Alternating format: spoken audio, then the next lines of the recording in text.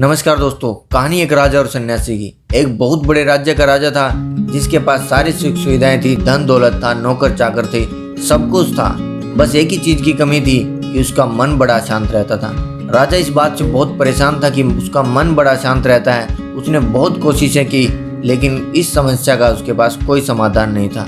एक दिन राजा सभा में बैठा था कि एक व्यक्ति वहां पर आया। उसने कहा, महाराज, मेरे पास आपकी अशांत मन की समस्या का समाधान है। राजा ने कहा, तुरंत बताओ, मैं जो तुम मांगोगे मैं तुम्हें दूंगा। धन धान्य दौलत जमीन जायदाद जो तुम मांगोगे मैं तुम्हें दूंगा, बस तुम मेरे अशांत मन को शांत कर दो। उसने कहा, महाराज, मैं आपके अशांत मन को शांत तो नहीं कर सकता, लेकिन आपको एक उपाय बता सकता हूँ। मैं एक सन्यासी को जानता हूँ जो आपकी मदद जरूर करेंगे और आपके अशांत मन को शांत जरूर कर देंगे। उन्होंने कहा, बिना देर किए मैं अभी उनसे मिलना चाहता हूँ। राजा उनके पास पहुँच गए। सन्यासी के पास पहुंचकर राजा ने कहा, सन्यासी, मैं तुमसे कुछ बात करना चाहता हूँ। सन्यासी ने उनकी तरफ न देखा, न कोई प्रतिक्रिया दी। फिर कुछ देर ठहरने के बाद राजा ने फिर से कहा, सन्यासी, मैं आपसे ही कह रहा हूँ, मैं आपसे कुछ बात करना चाहता हूँ। सन्यासी ने न उनकी तरफ देखा, न कोई प्रतिक्रिया दी।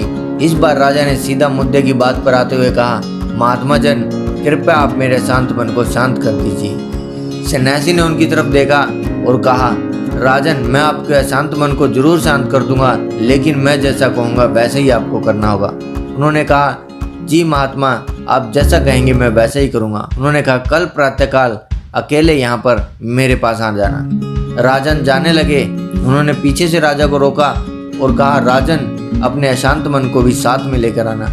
राजा ने सोचा, ये सन्यासी क्या कह रहे हैं। उन्होंने बड़ी हैरानी से उनकी तरफ देखा और फिर सोचा कि मेरे पास और कोई उपाय भी नहीं है, कल सुबह आकर ही देखते हैं। अगले दिन सुबह का समय था। राजा समय पर पहुंच गए। प्रातःकाल का समय था। वह सन्यासी के पास गए, उन्हें प्रणाम किया। सन्यासी ने कहा, राजन, मुझे तुम्हारा शांत मन कहीं दिखाई नहीं दे रहा है, क्या तुम उसे साथ नहीं लेके आए? राजा ने कहा, महाराज, आप तो बड़े बुद्धिमान हैं, आपको तो सब पता ही है। क्या किसी ने अपने मन को भी देखा है? और यह कोई घूमने फिरने वाली चीज नहीं है जो मैं इसे साथ में लेकर आऊं। तो उन्होंने कहा, अच्छा ठीक है, तो यहाँ पर बैठ जाओ। उन्होंने कहा, तुम ये बताओ कि तुम्हारा शांत मन है कहाँ? राजा ने कहा, महात्मा जन, मन तो आदमी के भीतर ही होता है। तो उन्होंने कहा कि अपनी आंखें बंद कर लो और अपने शांत मन को अपने अंदर ढूंढो। जैसे ही तुम्हें तुम्हारा शांत मन मिल जाए मुझे बता देना, मैं उसे शांत कर दूंगा। राजा ने बड़ी हैरानी के साथ सोचा और फिर उन्होंने आंखें बंद कर ली और अपने अंदर अशांत मन को ढूंढने लगे। आधा एक घंटा हो जाने के बाद सन्यासी ने उनके कंधे पर हाथ रखा और उनसे पूछा, राजन, क्या तुम्हें तुम्हारा शांत मन मिला? राजा ने कहा, नहीं महात्मा जन, मुझे मेरा शांत मन नहीं मिला। तो उन्होंने कहा कि आज के लिए इतनी खोज काफी है, कल फिर से आना। राजा अगले दिन सुबह फिर से पहुंच गए। वहां पर पहुंचे, महात्मा ने फिर से उन्हें बैठने के लिए कहा, आंखें बंद की और फिर से वह अपने अंदर अपने शांत मन को खोजने लगे। आज 3 से 4 घंटे हो गए। फिर से सन्यासी ने कंधे पर हाथ रखा और कहा, राजन, क्या तुम्हें तुम्हारा शांत मन मिला? राजा ने कहा, नहीं महात्मा जन, मुझे मेरा शांत मन नहीं मिला। सन्यासी ने कहा, आज के लिए इतनी खोज काफी है, कल फिर से देखेंगे। तो अगले दिन फिर से राजन वहां पर पहुंच गया। अगले दिन 6 से 7 घंटे हो गए। फिर से सन्यासी ने कंधे पर हाथ रखा और पूछा, क्या तुम्हें तुम्हारा शांत मन मिला? राजा ने फिर से वही कहा, नहीं महात्मा जन, मुझे मेरा शांत मन नहीं मिला।